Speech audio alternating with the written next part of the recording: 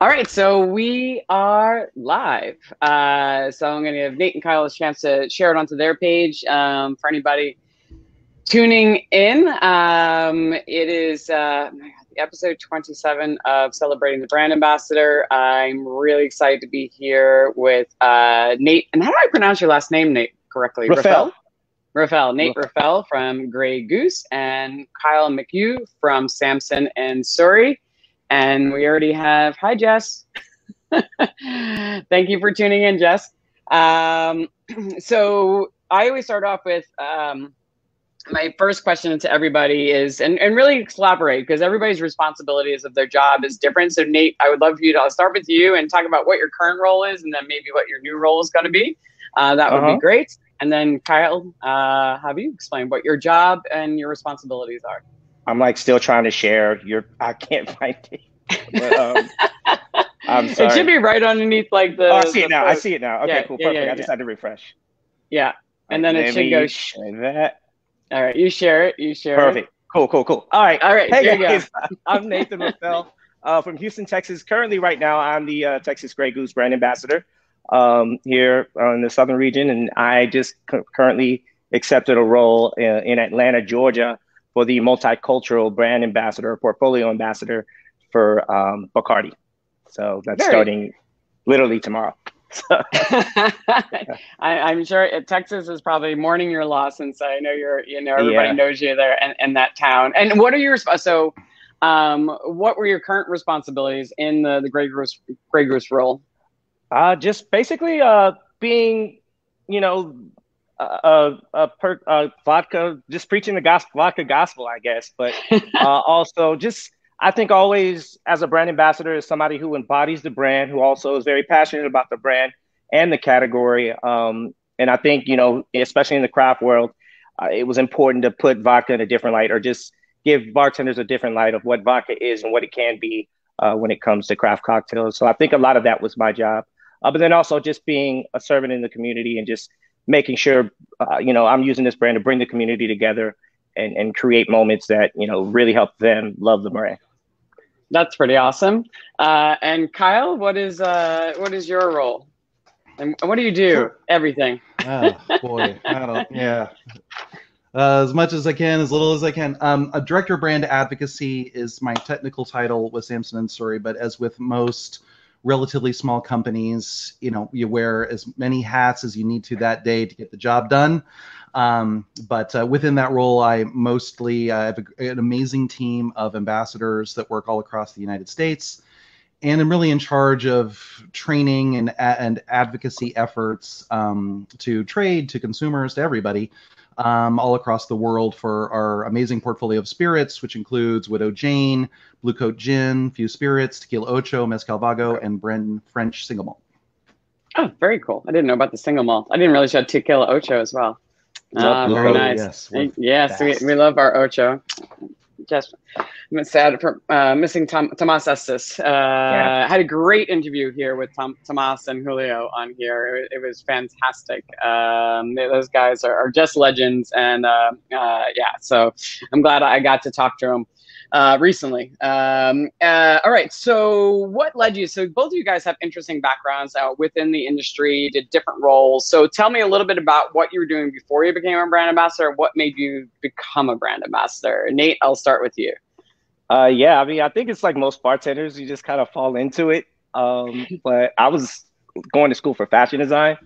And the reason I started bartending was to supplement, paying for school and to live. And it just kind of ended up rolling into being a full-time career. And then, career-wise, I started just I threw myself into just working full-time as a bartender. So started going to all the conferences, started, just doing all the tests, doing all the competitions. And I started, just looking at some of the brand ambassadors of the world, the Colin Appiahs, the Angus Winchesters. And it's like, man, how do I go down that career path? And I've been one of the fortunate ones to have it kind of paved out for me, as I've gone along. But really, I just threw myself into it, and it kind of just rolled into it.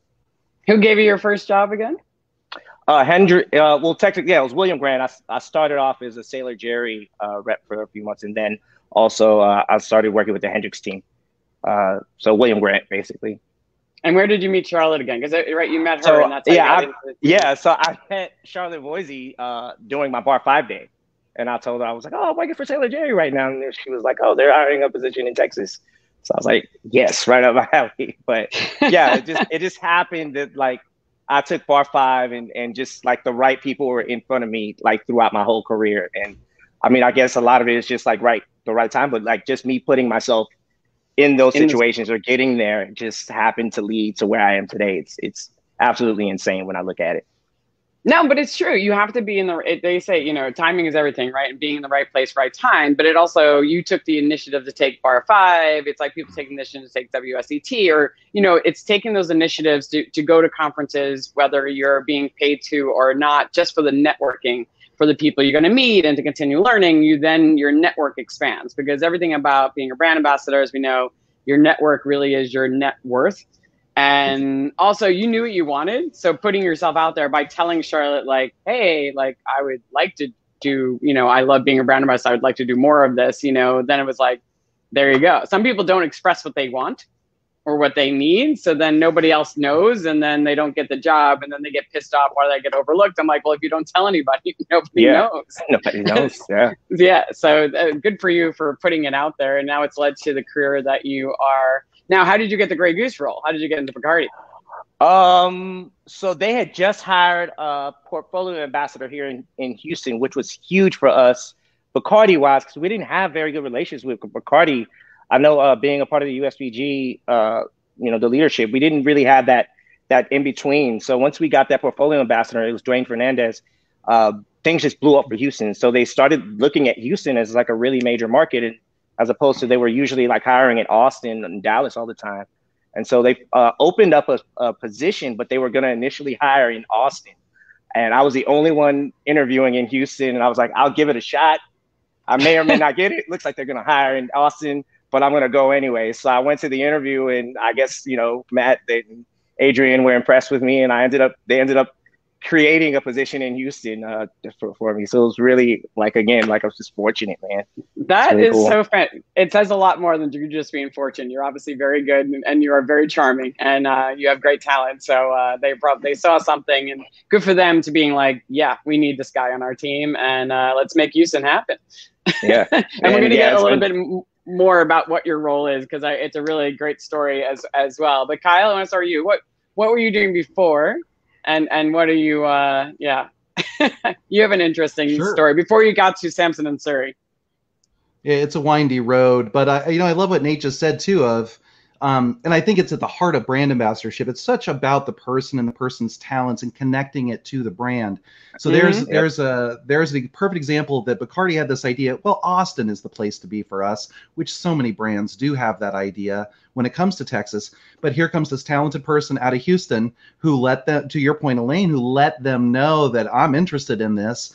And they changed their entire plan around the person because they really believed in what Nate could bring to the role. That is, I think, management of ambassadorship done perfectly. Because if you got the right person on the right brands, that's what matters. Big things will happen. Really, I've seen it happen. Big things just like somebody just embodies that role so well that like the entire community just completely, you know, just, you know, wants to get involved with that brand because of a person. It's really just like the key to just great brand ambassadorship. Absolutely. No, really, really great points. So Kyle, tell us about your windy road. The abridged version is I spent about 10 years running restaurants all around the country. Started in DC while I was in college with the Clyde's Restaurant Group. Moved up from doorman / bouncer to managing some day shifts while I was a senior at university at a place called the Tombs, still beloved part of my bar history. Was a bartender there in a very bar-centric concept with Clyde's Restaurant Groups. I was a trainer of all the roles across the 10 units I think they had back then in Maryland, Virginia, DC. Moved west, moved to California, to Los Angeles. Worked for PR for a hot minute. I worked in finance for MTV for a hot minute. Wow. None of my gigs. Went back to restaurants with Houston's there. They had no bartender hiring. Like, we'll start you on the floor. Great. Somebody doesn't show up for service bar. I'll take service bar. 100% fresh juice. This is 99. It was 2000. Wow. First time I ever worked in a early adopters. Yeah. Early adopters. Fresh margaritas, Southern California. We were going through 10 gallons of lemonade, fresh squeezed lemonade a day. I mean, I got my chops, and you couldn't cut a garnish ahead of time. You had to cut everything all new. Whoa. So I got hurt that first night in service bar, as often you do.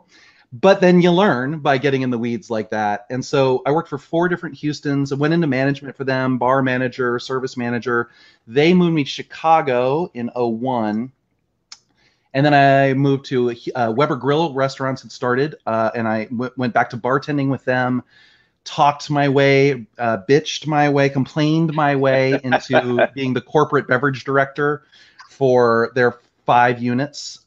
So did that for about 5 years before the downturn. And in 2007, I got laid off as the market started to collapse. And so started my own consultancy. Not I'm out of work, but actually was consulting on beverage programs and those items. And I was starting my own bottle shop. So I started my own off-premise that was called Drinks Over Dearborn. Took about a year to get open. Started teaching Le Cordon Bleu, wine and beverage for them. And then also started working for LeBlanc Cachaça. They'd approached me. I'd been working with LeBlanc as part of my programs at Weber. And they're like, hey, if you're free, we would love for you to do your mixology thing. We all called ourselves mixologists. Yes, the mixology thing. I love it. Mixology I'm not just a bartender. I'm a mixologist. Mixologist. And so I muddled limes all over Chicago on behalf of the Cachaça. And eventually worked with Navon for a summer, worked with Navon back before it went away as part of House Marnier and back in the Moet Hennessy days. Yep. I remember Navon. And it is delicious product. Just, it's a lot of vanilla. It's vanilla Grand Marnier. Yeah, exactly. Yeah, and good. 100% Madagascar vanilla. Delicious. Anyway. Sounds expensive to make. Oh, yeah, exactly. And vanilla. The signature drink was pineapple juice with this. And, man, that was a lot of sugar on the nightly rounds out there. But then Diageo had a master whiskey role that had opened up in Chicago. And so I left the store, closed the store, went to work for them for about 5 years. And then Samson and Surrey had started. And when our program ended up closing down, Samson and Surrey said, hey, we love what you did over there at Diageo. We're starting this thing. Would you be interested in working the craft spirit side? And my heart was always in entrepreneurship and supporting craft and local. And so taking that big box, amazing training I got with Diageo, started working with one brand, a few spirits back then, and now we're up to those 6. That's incredible. That is a winding road. I also worked I've worked in different roles. I was going to say, Kyle, not as many as you, I think, not on the hospitality side or as many Nate. I also worked in fashion. I worked in fashion. I actually worked, my first ever real job in Manhattan was I worked in graphic design. I was really bad at that. I really was, but I went into sales because I was good at that. And then I got into the fashion industry running a showroom. And my job when I started in the liquor industry was I was a promotional model for Diageo. Like I was one of the samplers, going up to people, offering them a Tanqueray and tonic in bars. But I was working full time as the international sales manager for a lingerie company.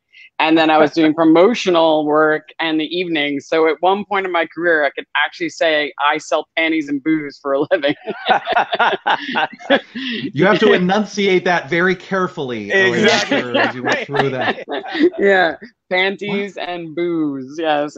But yes, I remember meeting my ex-in-laws and that's what they asked me. They're like, so Elaine, what do you do? I'm like, I sell panties and booze. How about you? Sounds like a real charmer. Tough one to follow. Yeah, tough one to follow. They were like, all right, then. All right. They were like perfect match. All right. So that's so great though. I was gonna say, all right, Nate, I want to talk to you because you started leading into it about, how you got the role for Grey Goose, but you were also working, with Bobby Ugle and some hardcore craft cocktail bars, which I know Bobby has one vodka. They have, as we talked about yesterday. Vodka was definitely, back then, for a long time, it was like, no vodka, nobody would sell vodka. They wouldn't touch vodka. And then everybody suddenly started like owning homes and they were like, fuck, vodka pays the bills. So everybody switched mindsets. They were like, I have kids now and I need to be.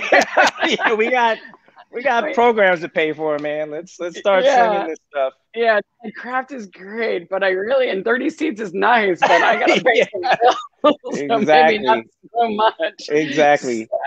So how did you end up falling in love with like Grey Goose, and especially Grey Goose, because it was so far out of the craft market for a long time? Especially, I mean, Grey Goose really, showed me that a vodka can be a well-crafted spirit that actually reflects the ingredients that it's made from.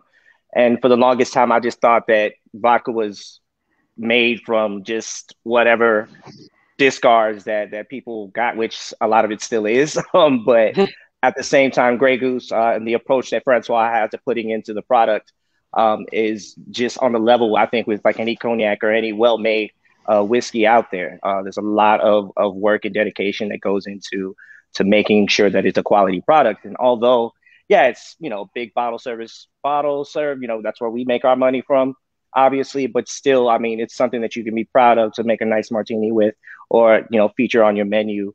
I remember, back in my bartending days when I was running programs, like that was one thing that, I was important. If I'm going to put you on the menu, it's going to have to be a quality product, quality spirit. I'm not just going to throw, I'm not going to say any brand names, but like, Joe Schmo vodka on my menu just because they're tossing some money at me. But like, it's a mixture of just like price point and then also just quality as well too.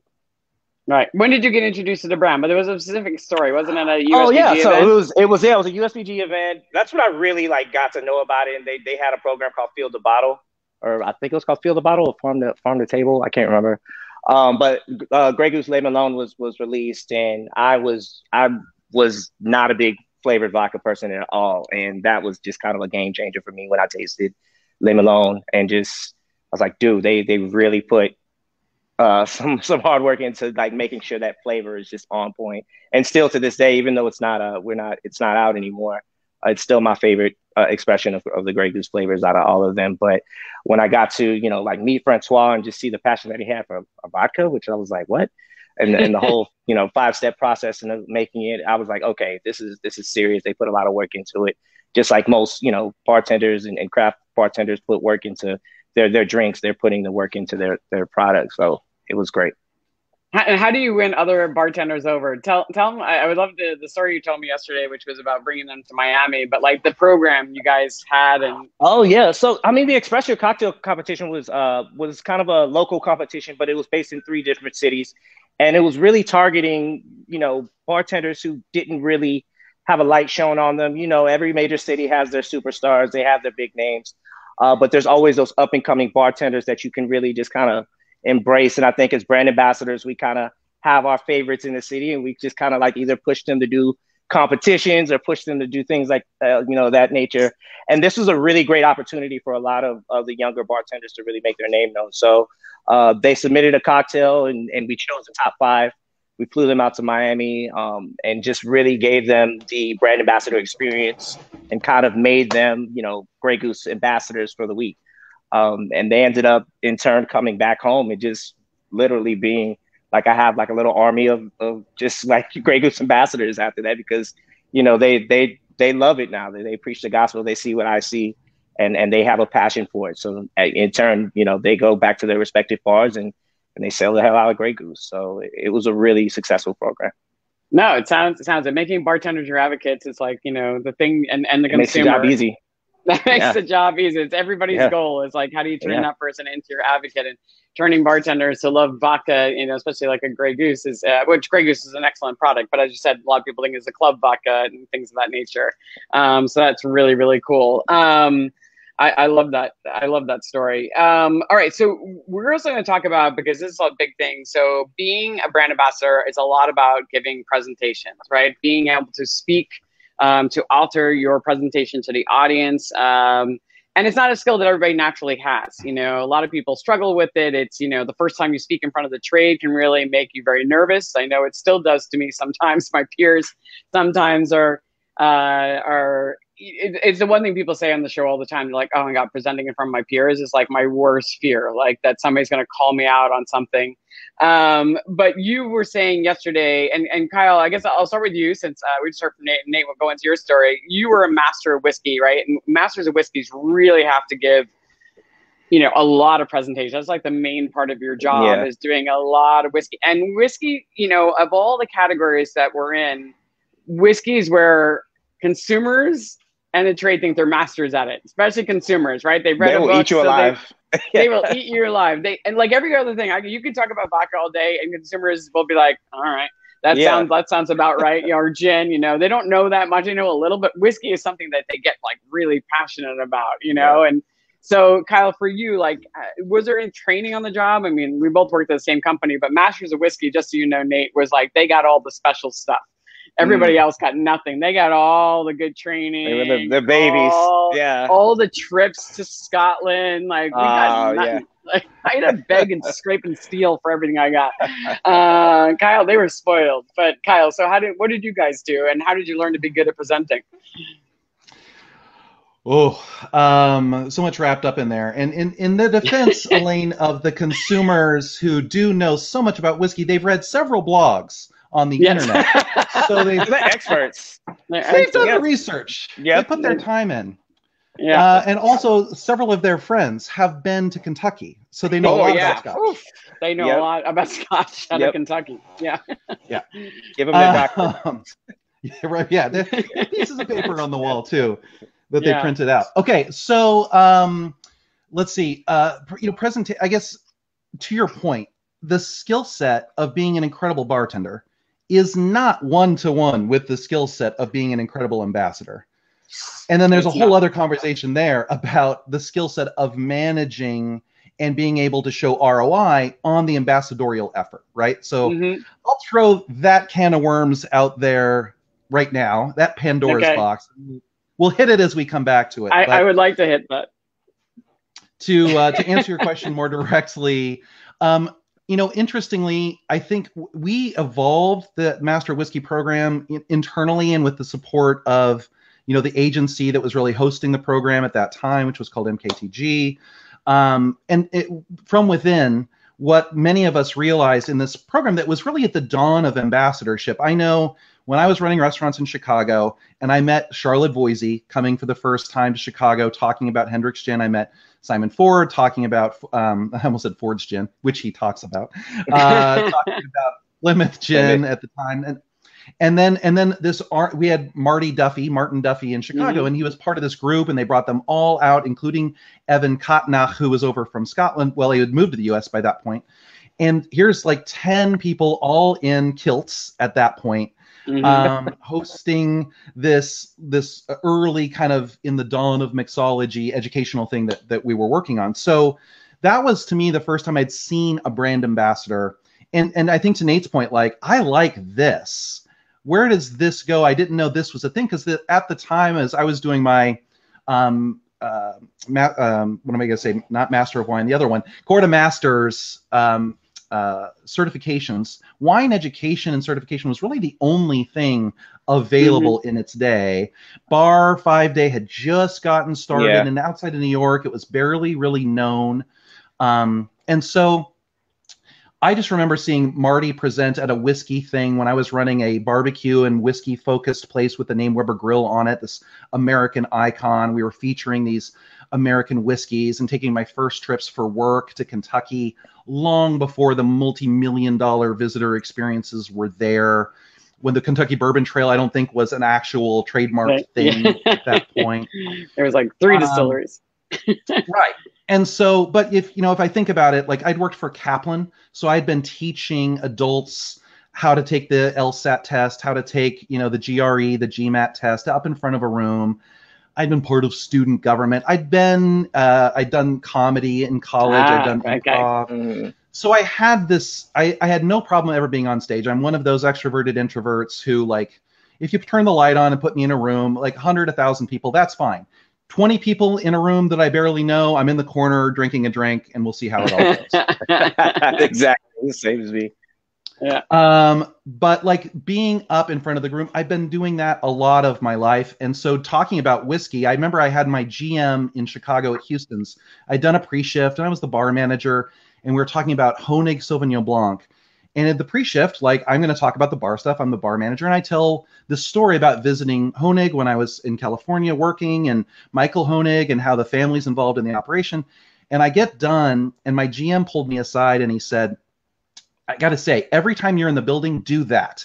When you're talking about things that like that, and you do that about, you know, spirits and wine and beer, your eyes light up and you exude this thing that the whole staff shuts up and pays attention to, unlike usual, unlike me when I talk about anything. So you just do that because it seems to make you really happy, and everybody clues in on that. And so, you know, you have those moments in your life, and Nate was talking about it. That was a seminal moment for me, going to my my CMS training, my intro training, when there was only like 3 tests in the whole year, that I crashed in Cincinnati with a pocket full of bartender cash from the night before. Hey, did anybody not show up? Here's $500 cash. Yes, somebody didn't get on the plane. Have a seat. And I got my intro sommelier, you know, piece of paper that way. Yeah, you know, you don't know until you try, right? You don't know until you put it out there. But seeing these master, you know, master sommeliers talking about terroir and earth and soil and France and Burgundy versus Bordeaux and subclimates, microclimates, you're just like, oh, lifelong learning, excitement, enthusiasm, and something I'm really passionate about. I can do that for a living. And now I can do that for spirits and beer and things in an industry that I'd never seen before. That all, I think, fed into what became the, you know, as I was running classes in my store, the local Diageo team coming through, like, we've got this thing that's opening. You seem to really like whiskey. You've got a lot of it here in the shop. Maybe you do this for us, and you get a company card, and you tour around the world, and you learn from the best of most distilleries how it all works. Paid vacations. You're like, I'm an entrepreneur. Talk to me about the paid vacations. Talk to me about the healthcare. Yeah. And that led to 5 years. And to your point, Elaine, I mean, really a great training ground. And the title Master of Whiskey was handed to us, right? It was a marketing term that would have been trademarked. So what we saw inside out was, let's really earn this title. And we really changed the program from within to, you don't get handed the title. You come in as an ambassador. You go to Scotland. You, at the time, go to Ireland, go to Canada, go to Kentucky, go to Tennessee, do the work, take the tests. And eventually, once you prove your mettle, then we will give you internally that title. And it became a really big ceremony for us, for our team, before that program came to an end. That's amazing. And for you, to get back to one point about the presentations, so for you presenting, it was just something, because you've been doing it for so long, it became just a natural thing. There was no formal course. Like when new brand ambassadors came in, that they kind of make you go through to present the brands, you know, to really say it. So they're saying it with that same passion. Well, great point. And thanks for pulling me back. And Nate, I knew you had a question. No, I really do appreciate from you, Kyle, like saying that you had to grow into that, because I know I was not a vodka I'm still not a vodka expert.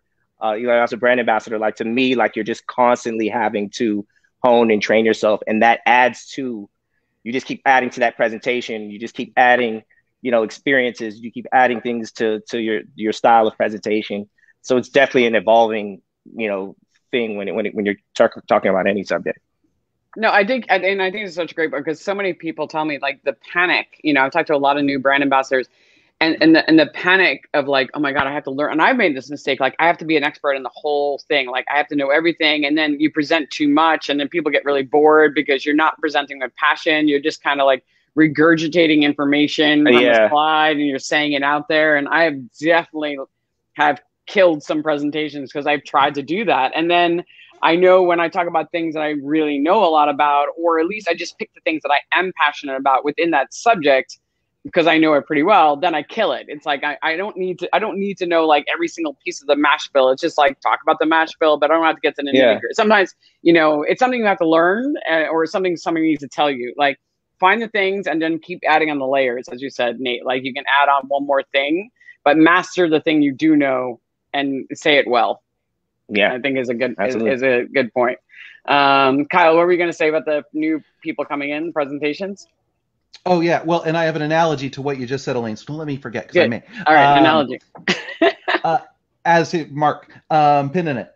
As you recognize people coming in, to our point, everybody's got these different skill sets, right? You're looking for the right person. You're looking for that person who can do the unicorn things that ambassadors do, which is speak bartender and walk in and feel at home in the hospitality setting at its best, and then also who are able to take 8 a.m. meetings on the coast and 8 p.m. meetings on the other coast, and meetings, in Nate's case, probably there's some French meetings that you got to get on whatever hour they want to do it on. Like, you're never off. And so presentation skills are a huge part of it. But like, maybe this person's coming in and they're amazingly structurally, they're amazing at that, but they're not amazing in front of the room and they're terrified of it. So you find and give your ambassadors the tools and the training in order to get them there. My journey was not that fear. I had other fears, I guess. But I definitely have worked with ambassadors where you're like, okay, well, let's get you to Toastmasters. Let's get you experience in front of rooms in different settings. Plus, just getting up there and doing it is how you get over that intimidating Friday GSM, all hands, 200 people. Everybody looks like their puppy died the minute before they walked in the room in a suit at 8 a.m.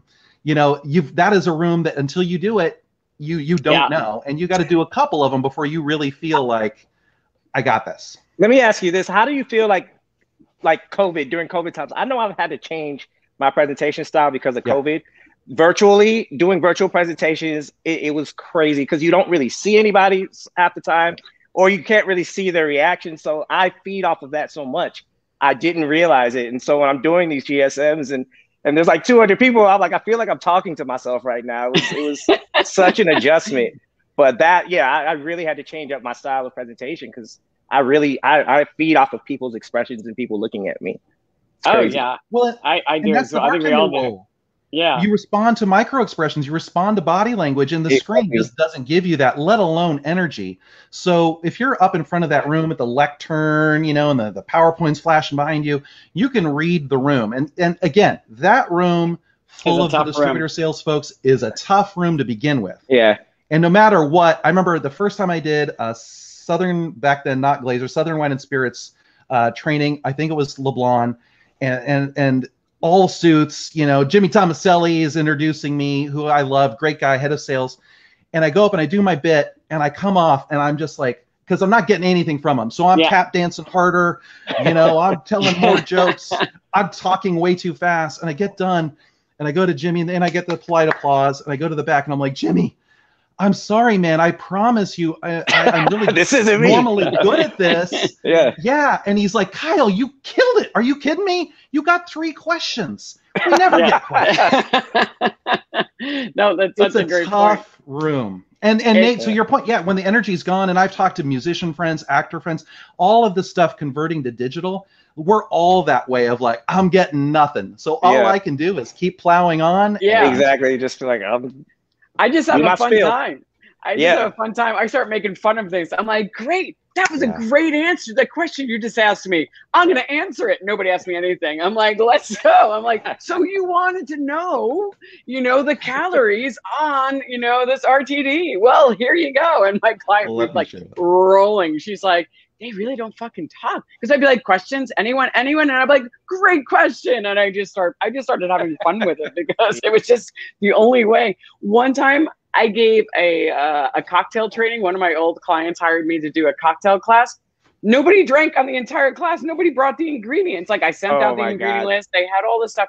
And I sat there, and the only person who had anything in front of them was the client who hired me. And they brought in other clients. And so I was like, you told them all the stuff, right? And he's like, yeah. And I'm like, I guess me and you were just drinking. So let's, I just sat there and they just watched. And I was like, why are you even watching? But they just did. And I was like, fuck it. We got drunk and had a great time. Really, you just got to go with it. But yeah, it is painful sometimes. So that's why you just have to take the piss out of it. Like, all right, we're just going to keep rolling. And Kyle, you asked me to put a pin in it. You had an analogy. I do. bartender, to me, there's a very analogous situation to bartenders reading the room. And one mistake I see with the brand ambassadors all the time, to your point, Elaine, earlier of, I'm going to go in and I'm going to give all this detail. And if you're talking to a consumer group, most of them don't give two shits about all that level of minuscule detail. They're there to have fun. They're here to have some drinks. They're there, it's for an experience. And so you got to give them what they want. And I saw this a lot in the dawn of the mixology era when you'd go into bartenders and they're like, let me tell you about this tincture I made. And I'm like, I didn't ask you about your tincture. Nobody gives a... I nobody but go ahead, I'm on a date. I don't care. I want to talk to this human being over here who I might get to kiss later. I don't care. You're not helping me. So, right. And you're killing my buzz right now. So, yeah, that idea of reading the room and giving people what they want and not putting your ego centric. You're there to represent the brand. And for me, you're there to build a bridge from the brand to the people in that room. And they want to walk across a very specific bridge, based on, is it a trade group? Is it a consumer group? Is it a fun consumer group? Or is it like a nerdy consumer group? Yeah. And you got to build the bridge where they are and then have them have a wonderful experience on behalf of the brand that you're talking about.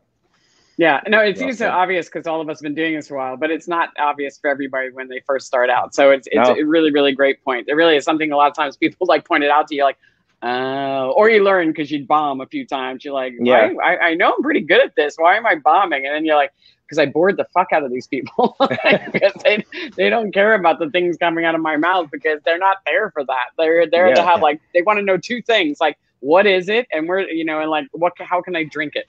That's it. That's all they want to know. All right. So let's talk about, actually, Nathan, we didn't get to talk about your presentation because you learned very specifically. You told me from doing competitions. Yeah, it was definitely through competitions. I didn't realize, competitions to me, just expose the worst parts of you as a bartender. Like just all the bad habits that you have, I don't know where they come from, but you vomit all of those bad habits. And I remember doing world class. I realized the first year, I think it was 2014, I did it, how much I had my head stuck in the well because I was just such a heads down bartender and I couldn't keep my head. I was just so proud that I was just this fast service well bartender. I had no personal skills. I had no presentation skills. And I realized I could not walk into chew bubblegum at the same time. I still can't. But I just couldn't talk and make cocktails at the same time. I was just so used to just, Speedy Gonzalez sitting 5 cocktails out. And I really needed to work on it. And competitions like World Class, Bacardi Legacy, those were the competitions where you actually do have to not only make a great cocktail, but present and carry yourself in a way that like a brand ambassador does. So when I did start brand work, it was a very easy transition to me because I had done these competitions and I'd failed so greatly so many times and just ate shit so many times.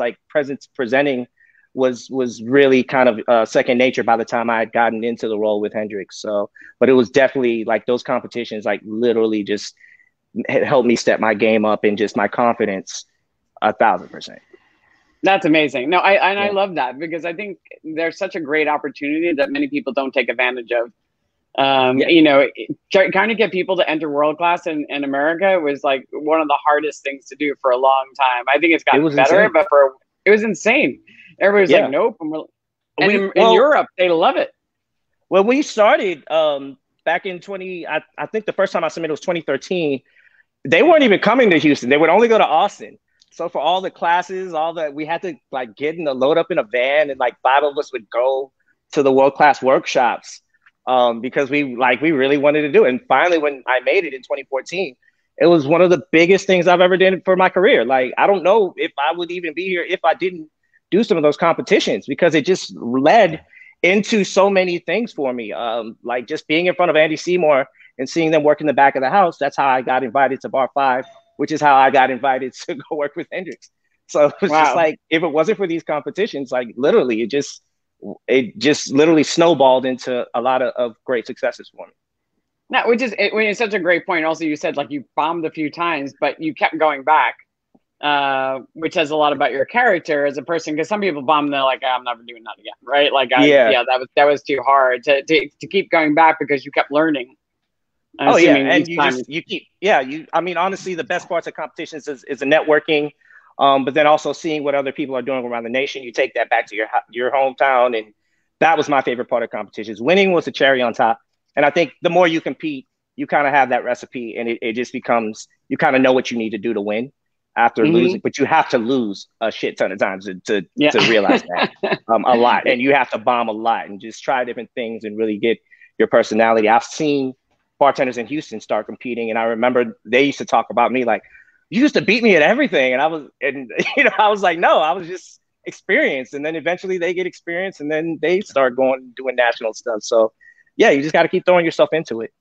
I know. I will say the only person I think people probably curse at, didn't a girl from France win her first time competing? Oh yeah, first competition. Yeah, first competition. She was the first time, but she said she worked on it for a year. Like her team all like worked with her, and like that's all she did. Like she was like really focused. But first time out, I was like, wow, it's an insane thing. But all right, so I want to talk about also, you talked about a little bit in the beginning is that you got a new job as a multicultural brand ambassador in Atlanta. So tell us what that role is going to involve and why it's such an important position for you. Man, I could not ask for a better role. It's literally a dream job, but just me being in the industry for as long as I have, I was one of the only like Black faces going to some of these conferences and which was completely fine. But then I come back home and I see so many great bartenders, talented bartenders that are just stuck in the same space, and they don't have access or they don't have the know-how to expose themselves to these things. I was fortunate because I was crazy, actually. Like nobody was like spending their own money to go to Tails and taking off for 2 weeks to go to Portland Cocktail Week and all these other things. Like people didn't know that was a thing. But I did it, and it's led to all these great successes. And now it's a lot easier to see kind of the career path as a bartender or a brand ambassador. It's a little bit more laid out, but it's still not very clear to a lot of bartenders. And so this role, I think, especially for people of color, is going to just open up a lot of things. And the Bacardi portfolio has really done a great job. And I know a lot of other brands are doing it as well, to specifically focus towards the Black and Brown market, because they're thriving. They're buying products. I know even throughout COVID, a lot of these bars have like just thrived, but the knowledge, the skill set, it's still not, there where I believe it could and should be. So I really look forward to jumping into this role and really just helping Black and Brown communities just step up their game. And then also just having bartenders just love what they do and be as passionate for being a bartender and proud to be a bartender like I am. That's awesome. That sounds like a really exciting role. And Kai, I know this is really important for you, for your team that you're building, that you want to make sure you have a very diverse team. And we want to talk about that a little bit, about how you're building your team. Yeah, I'm happy to. And Naya, I think about your new role. One thing we're building with the ACSA, the American Craft Spirits Association, is a program for all kinds of communities that are traditionally have been marginalized, to be able to reach into those communities and bring people into actually the distillery space, and have a focused effort to have more female representation across multiple ages, ethnicities, all kinds of backgrounds. That's awesome. And get them the training into being a distiller and be able to move on. So I think concentrated efforts like the program you're starting, Nate, which is so exciting, and I know Atlanta's so lucky to have you, and it will be so well embraced by that amazing community. I love the Atlanta community of our business. And what we're working on, Garrett Oliver, the brewmaster for Brooklyn Brewing, actually has started the Michael James Jackson, not the glove and the whiskey beer hunter version, which is a scholarship program for leaders, specifically to be the head brewer, to be the boss for people of color. So check that out. A free plug for you, That's awesome. Garrett, because I love what you're doing with MichaelJamesJacksonFoundation.org. So these initiatives are starting. We've done a lot. I was on the board of the Bartenders Guild. That's how I met Nate. Nate was one of our earliest leaders, going on his own dime to these conferences, like he said, and Nate, is crazy. As he said, he self-admitted it, of jumping through every open door and finding every opportunity. Not everybody feels that way, right? And especially in communities where there have been challenges, where there has been systemic racism or other limitations put on them, an open door is usually kicked down by a white cisgender male because every space is safe for them. And not everybody knows what's on the other side of that door that's open. And so what I've learned through my own work, with people like Jess Pettit at Good Enough Now, as part of bringing a culture of inclusivity, diversity, equity, inclusion, belonging to the Bartenders Guild, is making sure that those places are safe, and that we're out there doing what we can to get into all communities. Within Samson and Surrey, the challenges are real to find people who are willing to take a chance on a brand new company where we're all wearing 20 hats and you don't know if it's going to be there the next day. We're going to be there the next day. We're in a good place. But it can be a scary proposition. And again, we tend to reach into the networks that we know.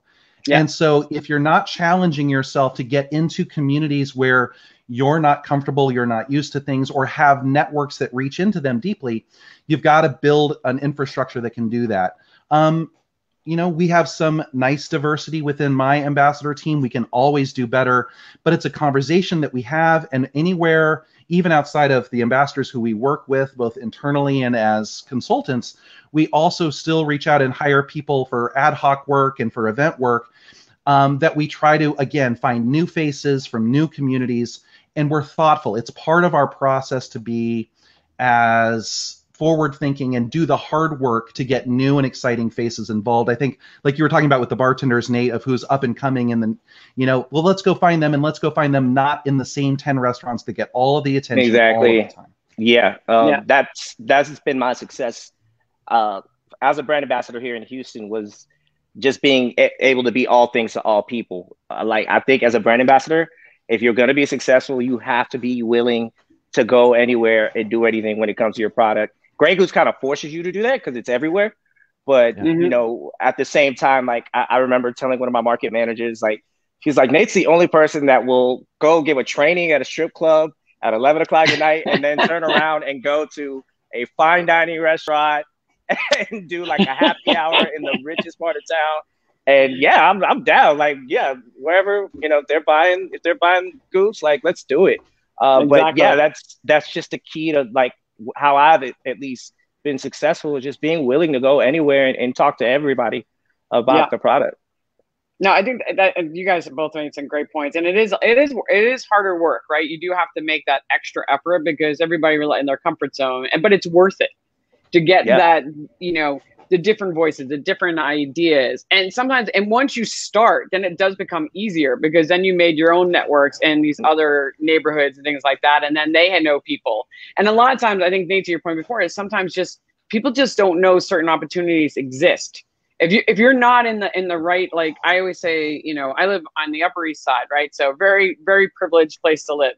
And I always think to myself, okay, I would never know about the gifted, and I'm going to take this to a parent relationship here. I would never know about the gifted and talented program that existed in the schools if I wasn't in the playground that I was in, right? So I was in that playground. So I was talking to one parents who knew about that program because they don't really talk about the gifted and talented program. So it's something they advertise. So you just have to know the right networks or parents. And I'm like, well, who's telling the other parents who are in other neighborhoods where this would be a benefit to? And it's something that I know the city's working on. It's a thing because, and it's the same thing in our community. It's if nobody lets people know that that world class exists, Nate, if you didn't Letter or Bacardi Legacy and going to other bars and saying, hey, do you know this even exists? Because other people aren't going there and telling them, then they won't take those opportunities. They won't build their network. So I think it's such an important thing that you guys are both doing in the industry. So yep, that it's okay to fail. I mean, I've fallen on my face. I can't even, you can tell by the face. How many times? Nate, you were talking about it too. I think people go in and they're like, well, if they even know who Charles Jolie is, like, well, I'm not Charles Jolie. I'm like, nobody expects you to be. Go out there, do it, fail, and learn. And that is, it takes a very specific kind of courage. And it takes, I think, a very specific kind of encouragement from somebody who becomes or becomes a mentor to, like, it's okay to go out there and fail, because we're all going to be up here to help dust you off and go back out again. And if you have the courage to do that, you're going to grow exponentially. Absolutely. Yeah. And as many, even like doing brand work, as many successes as you have throughout your career, like I know for the last 3 years, I've had so many more fails. Like it's everybody sees all the little things, and then it kind of adds up into, yeah, you're a successful brand ambassador. But yeah, I messed up so many times. It's ridiculous. Weekly. I mean, it's just, you're gonna fuck up a lot. But you just keep rolling with it. Keep growing that. And go ahead, Kyle. Oh, the job of I have to remind people of this all the time. The job of the brand ambassador is to make it look effortless and awesome and aspirational. And so, your social media feed is all Ibiza and parties and good times. I've never been to Ibiza. It sounds very nice. But meanwhile, you're not Instagramming yourself doing your expense account at 3 a.m. because it's fixed, or they shut your card off. It's not me entering my reports and my day of admin. Like it's like hospitality. All of the stuff that goes on back of the house, that goes on in the off hours, to make that a seamless experience for the diner, for the guest. It's the same thing for the ambassadorial job. It's 24/7, one way or the other. And if you're doing it right, it looks effortless because you put so much effort into doing it, failing so many times that you don't celebrate, to get those wins that look amazing when you celebrate those. Oh yeah, and a lot of planning. A lot of planning. So much planning. If you don't plan, your life is just a disaster. And if you're not organized, it's like you have to create your systems to make sure that everything's, because you're talking to so many people all the time, and to be able to keep them all organized is probably one of the key things for our job. All right, so I want to talk about let's talk about this. So we already kind of talked about it a little bit, Kyle, the different program you're building at Samson and Surrey, because I thought it was kind of interesting. You also talked about you find people their skill sets. You're like looking at their specific skill. You mentioned something about finding their specific skill sets to help enhance those, and like explain more of it, because I kind of got it yesterday, but not all of it. But I knew it was something about skill sets, enhancing them, and then finding their gaps and helping them fill those in. Or am I getting that kind of right, but kind of wrong? Yes. A couple of parts to that. So, again, gloriously, I guess, luckily, being around kind of from the dawn of ambassadorship in the US, I've gotten to have lots of talks with folks like Charlotte, who have run one of the most admirable advocacy programs in the world, and has really been the sharpest tip of the spear, I would say. I think of who's had the same job for the last 12 years. And Charlotte's been rapidly promoted throughout William Grant, but she's like the only person at the same company who I met 12 years ago who's still there that I can think of. Bridget Albert at Southern Wine and Spirits. That's about two that I can think of off the top of my head. Very few. And I think she has built, and William Grant as one company has built a great model for it. But I know in our conversations also we've talked about the demands of being the face of Hendrick's Gin, and the travel it takes makes it very hard to have work-life balance, to be able to be home and part of a community. So I took that when we were building the advocacy and the ambassador program for Samson and Surrey to heart. And I really looked at, I think I can train generally talented people across the categories we work on: gin, whiskeys, both international and US, and agave spirits. And I can get everybody to a level that is constantly learning and developing. Like Nate said, if you think you know it all, you're wrong, and you're the worst person for the job, because the more you learn, the humbler you should be that you're never going to get it all. Do your best. But I'm going to find people who are so deeply rooted in their communities. They are, they're seen as mentors. They're seen as beloved parts and integral parts of the North Bay, California, and San Francisco, Oakland area of Houston, not Texas. That's hard, but like, hey, I'll take somebody in Houston. We have Chris Dempsey in Dallas, who is one of the kind of fomenters of the mixology in the original days without the ego, right? That has traditionally been a trap for so many. And you find those folks and you're like, you're the right person because people are going to listen to you. You have all the integrity in the world. And for me, the ambassador job is the brands trade on the integrity of the ambassador in the markets and the presentations and the things that they do, the work that they do. And likewise, the ambassador trades on the integrity of the spirit. If the spirit or the wine or the beer or the Red Bull or whatever you're ambassadoring for doesn't have integrity, then you're really challenged to maintain your own integrity. It really is. To go out there with that schlock that I don't recommend it. You got to put your head down and just. I don't recommend it. It's the number one thing that people say on the show is don't work for a brand that you don't feel good about and don't love. It's hard to fake that. Yeah, you really can't do it. And so Diageo tried to make me do that once. I was like, we had a few of those there too at Diageo. We're like, that not yet, and then the brand would go away and it would come back. You're like, oh, that makes sense the way it is. Yeah. So to answer the question more directly, what I try to do with most of my team didn't have a lot of ambassadorial experience. They were integral parts of the hospitality community they came from. Like, I will teach you PowerPoint. I will teach you presentation skills. I will teach you whatever it is you need to know to do this job. I need a hard worker who's proven a part of the community and who has great heart and great spirit, because you can't train those things. And if I get that, the rest I will identify with you. And we do something I've never personally had anywhere I've worked in my whole history, a career development action plan with my whole team of what are we going to do this year? What are we going to do 2 to 5 years? What are we going to do 5 years plus to get you where you want to be, both within our company and maybe it's beyond, I don't know. But let's talk about that and work towards actionable steps to get you there as part of your compensation. We're craft spirits. We can't overpay anybody. So we have to find ways to take care of these amazing hearts, these amazing people. And that's one thing that we try to offer. And again, get a team that's, if I've got all alphas who are all about being on stage all the time, all I've got is noise. I need some structural people. I need some great on-stage people. I need some big energy and some quiet energy. And just like you're building any team, that's going to give you the personalities and the skill sets that give you well-rounded, supportive, engaged teamsmanship. No, I think that's such a great way of looking at it, and it's so true. And the fact that you're giving them goals and actually working with them to make sure they achieve them is a godsend, I think, for most people, because that's another thing we talk about on the show. It's like you have to have goals, because then if you don't have goals, you don't know where you're gonna go. Suddenly 2 years have passed, and you're like, you're just kind of floating. Yeah, you're kind of floating, and once you discover what your goals are, then it's amazing how much it will then direct you to, oh, this is my goal, so I'm going to make sure I go to that meeting because that's part of something I want to learn to get to that goal. Or I'm going to take that class now. It became available, or the seminar is happening. I'm not going to attend that one. I'm going to attend this one because that helps me with my goal.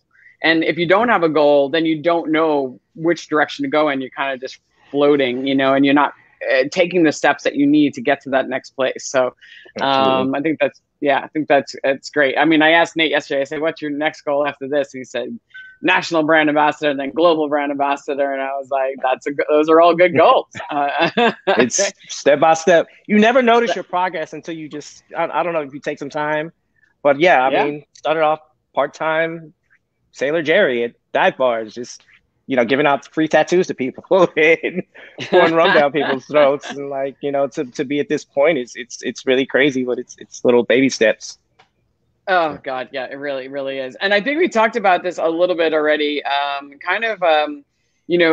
We both have kind of touched about the fact that this role is so misunderstood, right? It is such the role that nobody understands. And after having so many conversations about it with so many brand ambassadors across the country and around the world, nobody's job is the same. Everybody I talk to, I mean, there are definitely some fundamental things that everybody needs to know. There's some core essential skills, but what your company requires of you and also what you bring to the table will probably change your path. You can make yourself your own little role based on your skill sets if you talk to people. But Kyle, you kind of talked about some of the things you teach people. I just want to I don't want to go down too far in the route, but if there's anything essentially, you think that's something that's nobody ever teaches you, but it's essential. It's just something everybody had to learn on the job. You just figured it out eventually on the way, and you're like, fuck, why didn't somebody tell me that a long time ago?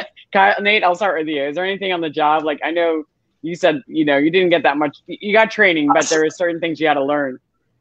I guess there's a couple things. One thing is clean up your social media. So I'm from that generation that didn't have social media, like all the way up to probably like 22, 23. So I definitely, when I started, didn't really pay attention to what I was putting out there. And I mean, once you start getting noticed and once you start being, it still to this day shocks me how many eyes you have on you by posting something. And so I think one of the quickest ways to lose your job or to really piss people off is your social media. And I've learned that the extremely hard way. But that is one thing that I know, like, you have to keep that clean and you have to constantly watch who you engage with, what you are engaging with, because nowadays, like, there's a paper trail for everything. So yeah, that's huge to me. I think that's a big one. And Kyle, is there anything, I know we didn't learn, Diageo didn't really teach us a lot of things. We kind of figured it all out on the way. For you, is there anything you're like, all right, I make sure my brand ambassadors know this because I think this is the most essential. I mean, I know there's lots, but is there anything, when it comes to, like, I don't know. I think it's your point, Elaine. I got a big binder of like how the agency works, but there's still no instruction manual for being a great ambassador. It is trial by fire and talking to colleagues, and like, I had no idea that's how things worked. I think for me, and Nate has a great point, that comes up all the time, and I tell people, your social media, so many people have not gotten calls from me when they've applied for roles because I look them up first, and I'm like, oh, nope, those choices right there are the antithesis of what a brand ambassador needs to do.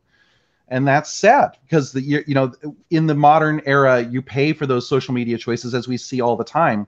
8 and 10 years down the road, unfairly, when you've probably evolved as a person significantly from what you posted in 2012. But I think positivity, and maybe that's just a personal thing for me, but there is so much negativity in the world, and I see so much in our industry of people pulling others down. And I don't know if it's to build themselves up or what it is, but like, you don't need to dog on somebody else's program or somebody else's success or somebody else's spirit. Like, I don't know how that helps anybody. That negativity just swirls around, and it's not something I want to live in. Positivity. And I know I just talked to somebody who was like, man, I'm learning so much, unlike with a previous person. And I'm like, you could say everything you said right up to the previous person bit, and everybody feels good. And as soon as you add that last bit in, like, everybody's like, yeah, man, that little bit of negativity, it goes so far. So I always say, if you can't say, it's the old grandma adage, if you can't say something nice, don't say it. And generally speaking, I've been in this business for well over 2 decades, and I'm sure there's people out there who have plenty bad to say about me, but if I make some calls, I usually get a call back. There's a lot of great people that I've had the opportunity to work with over the year that I still get to work with, who are still around themselves a couple of decades later. And mostly because the high road, the positive road, doing what you say you're going to do, not talking crap behind somebody's back, not saying anything on social media that you shouldn't be saying. Yeah. And that seems to be, I'm still here, still making a living, doing what I love to do 20 years later. So being positive, I think, is something that everybody should continue to focus on as much as possible. I don't really know of any brand ambassadors that make it in the industry without, like, that doesn't have, like, you can't have too many enemies. The more, like, if you keep adding to people's shit lists, like, eventually it's going to catch up with you. It's gonna you're gonna get canceled yourself. It's like suddenly you're gonna went after people, and then suddenly they're gonna be like, all right, you're now on the hit list. Like, somebody's gonna find a reason to take you down. I've seen it locally so many times, just people just keep, like, burning bridges, and just like, and it's just completely come back to eat them and just hurt them. Yeah, I mean, that note, I mean, my biggest thing, and again, just like you, Kyle, I literally, there are people I will not have on the show because I've gone through their social media and I just am like, nope, You are just not a person I want to be associated with because you're too negative and you're too judgmental, and nope, not going to happen. And I definitely know brands because people ask me to hire people all the time. I'm the person that so many people turn to me. They're like, Elaine, do you have any recommendations? And it's like, I have my list and I have my nope, never list. You're just not getting, yeah. So thank you, Glenn. Thank you. Yeah. Positivity is, attitude is key. But yeah, exactly. I was going to say, to wrap up that quote, I was going to say the other thing, to take it into a different fact, also wait, to actually end it. I was going to say on that note, call people. If you have a problem with somebody says something, people make mistakes. Yeah. People might say something that does not come across the right way, and then somebody takes it the wrong way, and we all know that, right? And if you have it, and you actually had some relationship with that person, like you've had drinks with that person, you've hung out, and you kind of know them, but you're like, oh, maybe they really are an asshole, and I didn't know. Maybe check in. Maybe be like, hey, dude, or text them and be like, what you said on there, or she said, like, that was not cool. Even text, sometimes texts get did you know? Screwed. Yeah, people have texted me sometimes because I didn't even know. Like, I'm like, oh my God, is that what that looks like? I'm like, I'll take that down right away. And I'm like, thank you so much, because I didn't know the thing that came. I didn't mean it that way. It was a joke or whatever. And I've literally been thankful. And it was like you, Kyle, I'm sure there's a few people out there that do not like me. But I think mostly just people think I'm boring. So other than that, I'm just like, I'm good with that. I'm a nice person. I'm like, but I'm sure there's some people who just don't like me. But I can live with that. I think I put enough good vibes in the world. But again, text me. If you have some problem, just send me a text. All right, so let's move on from there. Okay, so Kyle, because I did want to talk about the fact that you owned a liquor store. You owned a craft liquor store at one part of your career, because the off-premise has become a bigger focus for most brand ambassadors when the pandemic hit. And it was a world that they never entered before. It was like never part of our KPIs. I remember when I was a brand ambassador, it was part of my job. And then I was like, why am I here? Like, it was just, they kind of took it off. So what are some of the things that you see? Like you had to deal with sales reps, you've had to deal with brand ambassadors, when somebody comes into your store, like what are some of the things that a way somebody can bond with somebody? Like you were a craft guy, so you were probably easier to bond with because you actually gave a shit about the things you were carrying. Where other liquor store owners don't drink, it's just a business. So how do you teach your brand ambassadors, like how to approach different accounts, and what mistakes have you seen people make? It's such a great point. There are so many liquor store owners, if we want to say, off-premise owners who don't drink. And so if your whole strategy is liquid to lips and we have the best juice, that goes right out the window the minute that you walk in the door, if that's all you've got to roll on. And we, thankfully, for a small company like we had a really successful, as much as you can, through this global pandemic, where our brands were built in the on-premise. We were living in there in the brand life cycle. And then we were forced, as everybody was, to really do more focus on the off-premise than ever for our customers to go find us and for us to get through, which, knocking on wood, we did.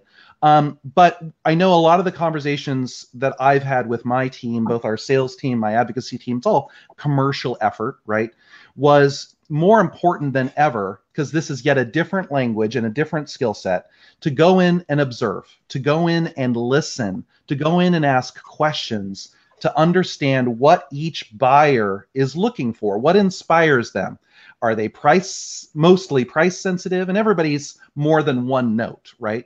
But are they mostly price sensitive? Are they mostly story and quality sensitive? Are they mostly, is this going to sell sensitive? Like, there's so many different ways. But if you don't know that buyer, and you don't know, I think as experienced on-premise bar people, restaurant people, you walk in and you have a natural sense to audit. What's this restaurant about? What's that back bar look like? How's this menu layout? You do that without even necessarily realizing you're in analysis mode. But most ambassadors don't know how to audit instantly, automatically, that off-premise layout. And don't know things like, end caps and shelf stacks and case cards And, depending on what state you're working in, RIPS in New Jersey and the importance of being price listed, or if you're in a franchise state and you're with multiple distributors, there's so many aspects. And so what I've always told my folks is, especially the last year, it's never been more important. We've got to be able to send customers from our bars or from our online courses to the local corner bottle shop to get our stuff. So how do we have those conversations? How do we ask questions and see, what do you need from me to make this work for you in your particular bottle shop to be successful? And I know personally, like you said, I was running a craft bottle shop, the antithesis of the big box retail. And I'd have guys used to, I say guys, almost all of my reps early were male. That changed eventually as I pulled in some of my friends from on-premise who would also call on my store. I'm like, make it happen. I don't care how you do it. I know it's not the channel. I don't care. You know what I want. You know what I like. Yeah. And so people would come in and like, well, where's your lottery? I'm like, I don't sell lottery tickets, man. And right away, your vodka bottle with the LCD screen, that is not speaking to me or that ever. And the fact that you pitched it to me without saying, I need a favor. Can you do me a favor? I can do this for you. I'll do that all day. But like just coming in and like, this is going to be great for your customers shows me you didn't do your homework. You don't know me. You don't understand my concept. And I don't really want to work with you probably. Yeah. Yeah.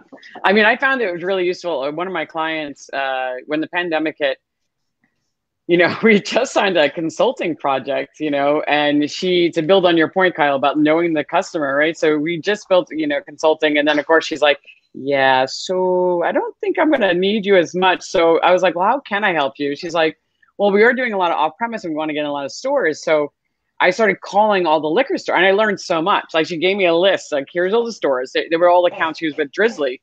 And just from calling them, and I've recommended other brands, I was like, I would call them it's kind of like bars, a Monday through like a Wednesday. Like I would never call on Thursday and Friday because that's when they started getting really busy. I would then Monday through Wednesday, and not after 3:30 because then they would get busy then too. So it's like a bar when their busy hours come.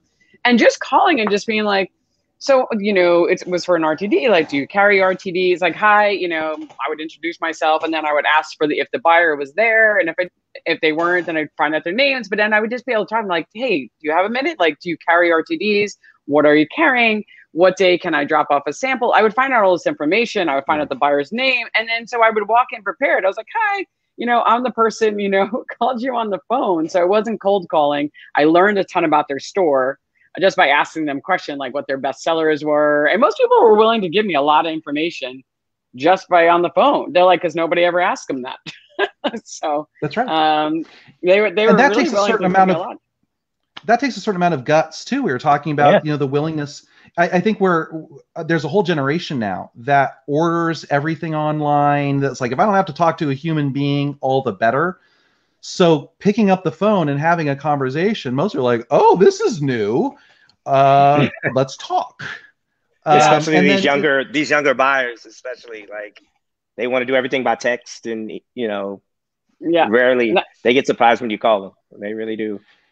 Yeah. And they'll give up the world. And then you can walk in and be equipped. And then you meet them where they are for your ongoing relationship. But versus the dreaded, the unwanted cold drop. Hey, I'm here. Can somebody meet with me? Yeah. Even at a good hour, let alone at 4 p.m., right? As they're coming off work, it's that kind of thoughtlessness it grounds you and maybe ruins you for a while. That a little bit of homework up front. You said it earlier, Elaine, just the organization and the plan. If you've got a plan and you build that idea of let's do some pre-work, so that I have a great chance to land this account. Because as soon as you make one bad misstep, like that legendary brand ambassador, 5 p.m. Friday night, want to talk about my 8 p.m. Friday night, want to talk about my rum? Can we pass these out to the bar?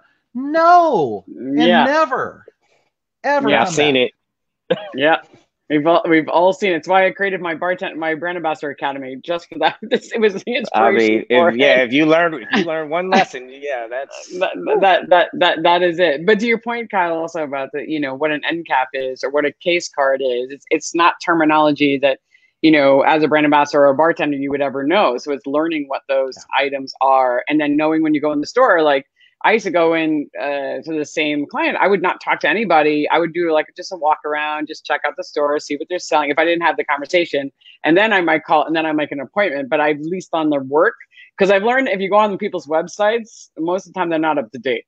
That's what I also learned. I would go on their website just in case I was cold calling completely, and I'd like, and then I go in the store. I'm like, oh yeah, your website hasn't been updated in a very long time. They'd be like, no. I was like, all right, well, that was completely pointless of me doing that. But great stuff. It is something as a brand, like I think everybody got to learn. Go ahead. Oh, I was just gonna say, you know, one of the great places you can go to get that information, to learn that lingo and dialogue, is your distributor partner. If you're working directly for the supplier, go, you know, talk with that channel manager, talk with your off-premise sales leads, talk with the district managers in the off-premise, ride along with them, and just be silent. You know, listen to them and their talk and what the buyers are asking them for, and vice versa. And that conversation in the car with them, you start to learn the lingo, and you start to learn what people are looking for and what they hate, importantly too, that then you're more equipped without that distributor salesperson to go in and have a dialogue that's going to get you somewhere. That's a very good point to me, because coming from the bar side, I did not know the sales side. I didn't know the off-premise, and I really had to lean a lot on the like most of my distributors. They taught me most of the sales lingo, case thing, you know, all that jargon. I literally learned that from like Southern Glazers or just Republic like reps that I just did ride-alongs with. That was so key for me, especially now that a lot of these brands are hiring. They're hiring bartenders that have zero sales experience usually. So that was key for me in the first few years. No, it really is. You can learn so much from your distributor sale, and just having that pre-conversation, be like, okay, so who are we meeting with? What is their personality? What are the things that they like to hear? Like, are they really into spirits? Are they not? Like, are they just like about like they want the free TV? Do they, you know, what is the thing that's going to win them over? You've dealt with them a long time, you know. It is definitely essential. You should have that plan. Like, what's our plan when we go in there? What other products are you presenting? Am I presenting first? Because sometimes I'll go in there and they have 6 other brands they're going to be presenting. It's like, great, I understand that I'm not your main priority, so can I present first? Exactly. Let me get this out the way. Can we get it out of the way before he gets lost in your 6 bottles of wine that you're going to be tasting them on? And you got to pick up a check, and you got to yeah, exactly, all that stuff. So like, let's make a plan, and sometimes you have to be a little bit of a bully, be like, I just want to do my thing. Can we just do my thing first and like get it, you know, let's get it done. And they'd be like, well, it wasn't, I know that wasn't your plan, but let's just go with it. Trust me on this one. Let's just go with it, you know? All right. Well, so and in their defense, go ahead. Yeah. In their defense, they often weren't trained about how to have a successful work with either. That's right? True.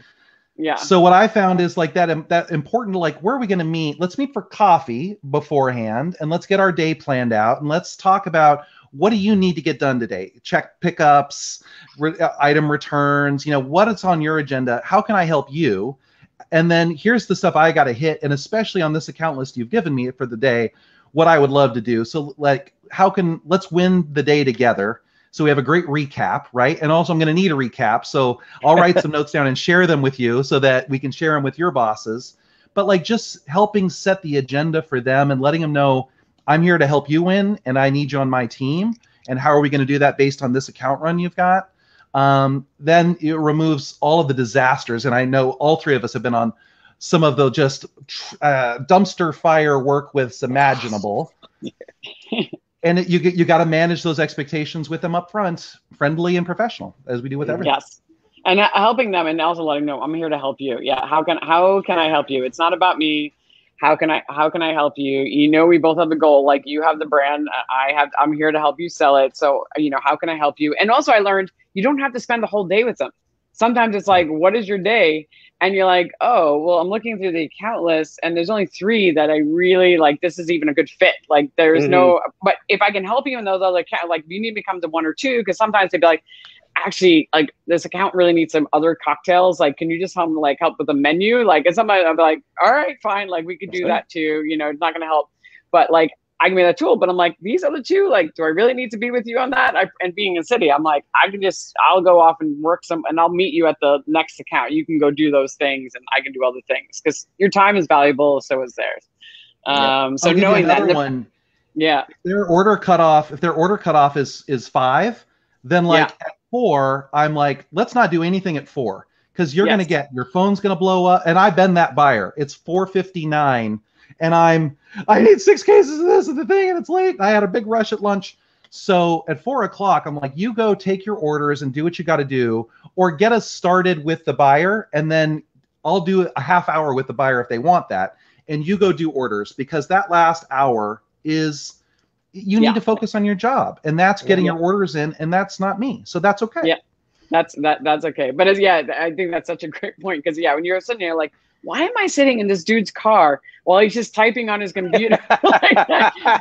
You're just like awkwardly. Talking like 1 minute, like 10. Yeah, well, we're gonna go. And I'm like, I don't need to be here for this. Like, I understand your job, and when you're new, you don't know that you have this option, because you don't know that you can leave. You're not stuck to this person. You can be like, this was great. You have stuff, I have stuff to do, so I'm going to go now. I mean, sometimes it sucks when you're in another state and you don't have a car and you're in the middle of nowhere, but sometimes you're like, why don't you just drop me off at that bar over there? I'm going to go. I'm going to do some account do what I support. do. Yeah. I'm going to do what I do.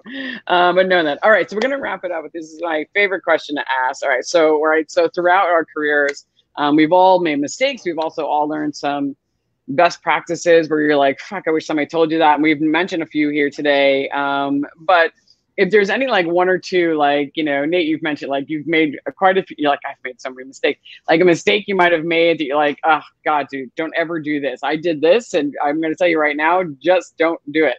And this is what I learned from it. Anything? Don't overpromise things. Don't, like, I would say, I mean, I'm probably going to think of something afterward, but like, under promise, over deliver. If just don't, like, if especially when it comes to large brands, I would say I've been lucky enough to work for big brands, and people kind of think that you can give them the world. And I know, like, when I first started, I was so excited. I just wanted to get wins, all over the place. And I was just like, oh yeah, I can do that. And just, no, hold the brakes, under promise. Maybe I can do it. Maybe I have the budget for it. I'll let you know. But like, yeah. And then when you over deliver, you look great, but never over promise anything. I think those are great words of advice. Kyle? We've talked about a few of them, but I think another important one for me is, if we want to take positivity one step further, like, help everybody, lift everybody up. I know I've been in the position where former bosses of mine have worked for me down the road. I don't know if it's been reversed yet, but it probably will be at some point as I get into my doddering old age. And so any opportunity I feel like that I have with my platform that I can help 5 people do more, and especially those random acts of kindness where you just see, thanks to things like the double-edged sword of social media, that somebody's hurting or somebody is asking for help, or they're not even asking, but you could help them even with just an encouraging word, like, reaching out and giving them that, and helping lift up people who can use it. I think really carry in a world, as we've talked about, where your network of people that and people who want to work with you or who have enjoyed working with you before, they call you for that next project. When you keep your word and do what you say, they call you for that next project. Busy people tend to get things done because they manage expectations of, yes, I can do that and do it well, or I can't. So being able to stand up for yourself and know what your limitations are, but helping everywhere you possibly can, I think always comes back around to help you in the long run. No, I think those are great words of advice. It really does. The more helpful you are, and not even just kind, and then you are supporting of other people. I think about, I wouldn't be an entrepreneur today and doing what I did if I didn't build a lot of bridges and try to help, because I now have a lot of our old clients from Diageo and things of that nature, are still calling me today, like, and they're like, hey, Elaine, I'm doing this project. Can you work with this? And I'm really grateful for that. Like, that those old relationships are coming back, and just a lot of people I've met in the industry have really helped me build my business. And we've got my words of advice are, and Nate, this might help you since you still this role, but we talked about this, Kyle, was, sometimes you have to learn how to say no, right? So this is a big one, learning how to say no, because I was telling Kyle a story, like, I became like, many of us did. You become like the go-to person. You're like the easy fix. You're like, oh, I'll just like, and it's a job that's really kind of, I hate to say beneath you, but it is beneath you. It's a job that you're really busy. You have a bigger role. You're doing bigger projects. You're really helping, drive bigger initiatives, right? And suddenly somebody's calling you because you're like the easy fix. And it's like, for do a sampling in a liquor store, that it's not like the big important liquor store. It's not like the Astor Wines or whatever it is. It's just like the regular, Joe Schmo liquor store, and it's 3 hours away. And they just called you, not because it's just because you're the first person on the list. And it's just like, but it's really not something. So I had to learn to finally say, and I did say it to one of my bosses, I'm like, do you know how much money you pay me? Like, this is not the job you want me doing. I was like, it's a waste of your time. It's a waste of my time and salary. I was like, but I wouldn't never say that to them. I said it to them later on over drinks. I was like, this is why I told you no. But it was more like, hey, I get this is important. I have some other projects going on. Would it be okay if I just recommended some of the top promotional people that we have, and like that they could do the job? And it was always like, oh yeah, that would be great. Because I realized it took me a long time to realize, I'm like, oh, you're not calling me because you think I'm great. You do, but you're just calling me because you just don't want to deal with this anymore. And easy fix, yeah. I'm the easy fix. So you have to come back with a solution. So if you're going to say no, I'd be like, no, but I have a solution for you because I just think this would be better for the suited for the job. I was like, and that usually worked. So learning that to be able to say no and then offering a solution. You said that much. That's another thing I've had to learn is you have to season your words very carefully. Yeah. Yes. Younger me would have been like, hell no, I'm not doing that. Like, yeah. Find somebody else. Like, sorry, bud. Yeah. Nate, I've had that conversation with, I don't know how many of my ambassadors of, if you work in restaurants and you're used to those like in the moment, very direct, maybe some salty language thrown in there of this is what I need right now and this is how it's going to work. And then like usually after the shift, you have a drink and you blow off steam and you're like, it's all good. It was in the moment. I've found ambassadors who live that life and then they're out with somebody who's in a more corporate structure who's never been in that intensity. And that happens. And it's what they've always done for how many years. And I've got, I don't know how many emails and HR talks that I have to have because of something that was second nature and nobody ever taught them. Don't talk like you've talked to your colleagues your whole career. It's a different ball of wax, and you cross that bridge when it comes up sometimes. It's such a good point. I really wish somebody would have told me that because, definitely I was like, restaurant speak. I'm like dropping F-bombs. I always tell people to model the conversation. So when you're emailing, if they're being very corporate, you have to be very corporate back. If they're being more casual, you can be a little more casual, but you should always be one step above, like just a tiny bit more, it's like mirroring the conversation, but if somebody's just like, hey dude, whatever. And then you come back and you're all like really structured, then they're like, all right. Like you have to, it's mirroring somebody. Yeah. But if it's somebody more senior, I'm always say, take it one step above. A great program, by the way, for corporate emails, by the way, Nate, Grammarly. It's amazing. It corrects. Yeah. I live by that. Nate, if you haven't, Kyle, if you've never seen it, it's fantastic. Grammarly, I don't put anything out there in the world or else it goes through Grammarly because it just corrects your language, it corrects your punctuation, it does all the things because, it doesn't do listen, asshole, to whom it may concern. To whom it may concern. Yes, exactly. Yeah. I think it does actually. It probably would. Translates bartender speak. Translates bartender speak. Well, gentlemen, this was fantastic. Thank you so much. It's been a really fun conversation. And Nate, great to get to know you. And Kyle, it's just really great catching up. And if you guys are in town for BCB, please say hello. I know Nate, Kyle, you said you're coming in. Nate, or did they send you in for? I'm just trying to get to Atlanta. So once I get to Atlanta, I'll figure it out. But if not, well, I'll just go on my own dime like I always do. Exactly. It sounds good. But gentlemen, thank you so much for all your time, and hopefully we'll chat soon. All right. Absolutely. Sounds great. Cool. All right. Bye, guys. Later. Good to see you, Nate. Bye, everybody. Bye. Thank you, everybody, for listening. We're tuned in. Thank you. I always forget to do that. Bye.